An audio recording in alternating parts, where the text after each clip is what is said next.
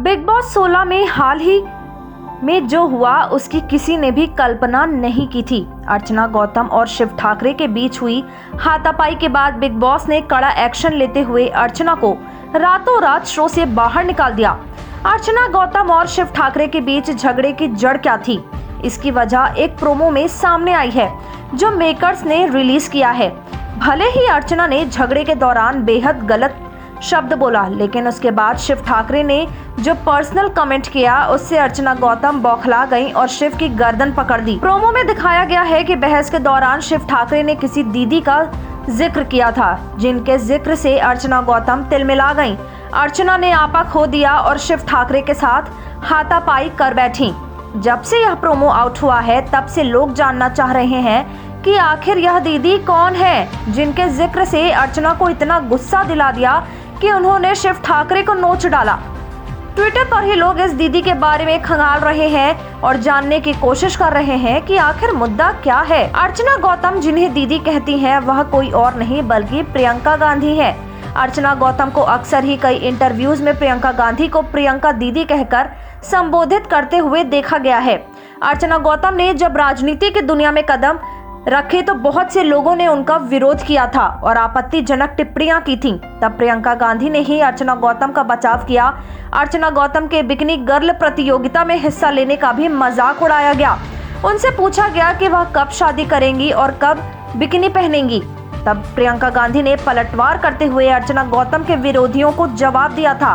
प्रियंका गांधी ने कहा था कि अर्चना गौतम ने बहुत स्ट्रगल करके अपनी जिंदगी बनाई है। जिस तरह से उन पर कीचड़ उछाला जा रहा है वह बहुत गलत है।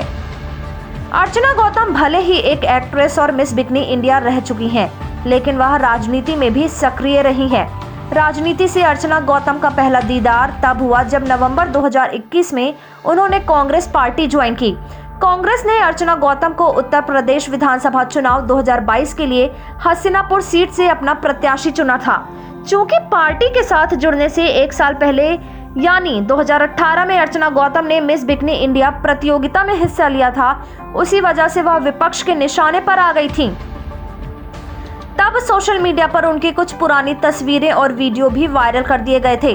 तब लोगों ने अर्चना गौतम को बिकनी गर्ल कहकर कांग्रेस पार्टी पर सवाल उठाने शुरू कर दिए थे, लेकिन उस मुश्किल दौर में प्रियंका गांधी उनका सहारा बनी। ऐसे में जब शिव ठाकरे ने दीदी से इंटरेस्ट है, दीदी की सुनेगी जैसे कमेंट किया तो अर्चना गौतम आपा खो बैठी और हाथ उठा दिया। अर्चना गौतम पर जब राजनीतिक प्रतिद्वंदियों ने सवाल उठाए और निशाने पर लिया तो एक्ट्रेस ने कहा था, मुझे प्रियंका दीदी के शब्दों से हिम्मत मिलती है। जब मैंने प्रियंका दीदी से बात की तो उन्होंने मुझसे कहा था कि तुम अपनी तस्वीरों और वीडियो की वजह से ट्रोल हो सकती हो, पर तुम्हें डरना नहीं है, तुम्हें स्ट्रॉन्ग रहना है। प्रियंका दीदी ने कहा था कि तुम इस दुनिया में आधे मन और आधे दिल से कदम मत रखो। तो मुझे अब प्रियंका दीदी के शब्दों से हिम्मत मिल चुकी है और अब मुझे कोई भी नहीं रोक सकता। अर्चना गौतम ने बॉलीवुड में ग्रेट ग्रैंड मस्ती और हसीना पारकर जैसी फिल्मों में छोटे मोटे रोल किए और फिर राजनीति की ओर अपने कदम मोड़ लिए थे। अभी भी वह भले ही बिग बॉस 16 में नजर आई, लेकिन उनका सपना राजनीति की दुनिया में ही चमकने और MLA बनने का है।